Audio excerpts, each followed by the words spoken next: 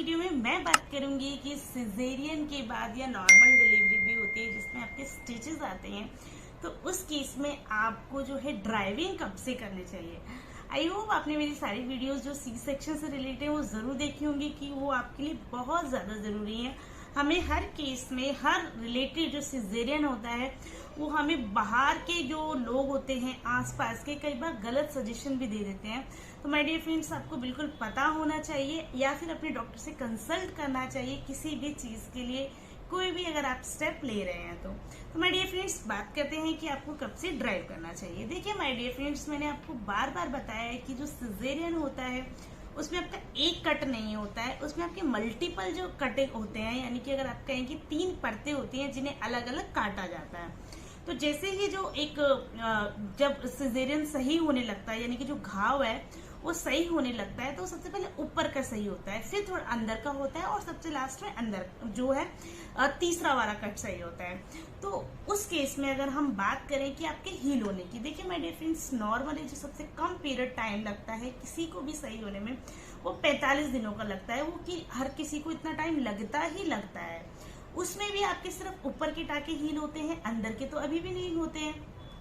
कई बार ये 3 महीने तक भी हो जाते हैं, 6 महीने इससे ऊपर भी चला जाता है। लेकिन एब्सोल्युटली आपके डिपेंड करता है कि आप डाइट कैसी ले रहे हैं। अगर आप अच्छी डाइट ले रहे हैं तो आपके जल्दी ठीक होंगे, ठीक है, और आपकी पहले से जो हेल्थ है वो कैसी है, इन सब चीजों पे डिपेंड करता है। तो अगर हम बात करें ड्राइव करने की, देखिए मैंने आपको बताया जैसे कि 45 दिन में अगर आप ऐसा अच्छा महसूस कर रहे हैं, आपको बिल्कुल हीलिंग फील हो रही है, तो और आपको कोई पेन वगैरह नहीं है, तो और आपको इतना ज्यादा अर्जेंट हो जाता है ड्राइव करना, तो आप 45 दिनों बाद स्टार्ट कर सकते हैं। लेकिन उसमें आपको डेली नहीं करना है, आप जिसे आपको बहुत ज्यादा जरूरी है तो आप कभी 10 दिन में या 7 दिन में एक बार ड्राइव कर लीजिए।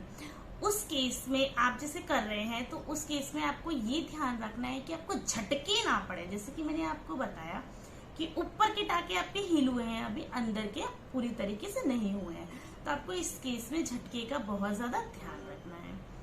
दूसरी चीज माय डियर फ्रेंड्स, अगर आपके पास ऑप्शन है और आप अभी जो है आपको आप सही से तो फील कर रहे हैं, लेकिन अगर आपका ऑप्शन है आपके पास तो कम से कम आप 3 महीने कम से कम उसके बाद ही जो है स्टार्ट कीजिए ड्राइव। और उसमें भी आपको डेली नहीं करनी है। अगेन मैं बोलूंगी, जब भी आप स्टार्ट कर रहे हैं तो आपको जैसे 1 या 2 दिन छोड़ के आप ड्राइव कीजिएगा 3 महीने बाद भी, और झटके का जरूर ध्यान रखिएगा। उसको फिर आप धीरे धीरे धीरे रेगुलर कर सकते हैं 3 महीने के बाद स्टार्ट करने के धीरे धीरे। जैसे आपने 3 मंथ वाला स्टार्ट किया, उसके बाद आपने थोड़ा सा ड्राइव किया, बहुत लॉन्ग रूट पे आप नहीं गए और आपने जो है झटकों का भी पूरा सा ध्यान रखा। उसके बाद आपने थोड़ा सा और आप जो है अगले बार आप 2 से 3 दिन बाद आप गए, फिर जो है ऐसे करके आप धीरे धीरे। कई बार जो मदर्स होती हैं अपने बच्चे को जो है छोड़ने वगैरह लेने के लिए स्कूल जाती हैं, ट्यूशन जाती हैं, तो वो बहुत छोटा रूट होता है, तो उस केस में आप ऐसे धीरे धीरे करके शुरू कर सकते हैं। और अगर माय डियर फ्रेंड्स एक चीज कहूंगी मैं कि अगर आपको अच्छा फील नहीं हो रहा है, आपको पेन्स हैं आपको उस जगह पे, या किसी भी तरीके का आपको ऐसा जो है फील हो रहा है कि मैं अभी सही नहीं हुई हूँ, तो माय डियर फ्रेंड्स इस तरीके का ड्राइव करना या कोई और हैवी काम करना उसको पूरी तरीके से अवॉइड कीजिए। क्यों, हर किसी की बॉडी जो है अलग अलग तरीके से काम करती है।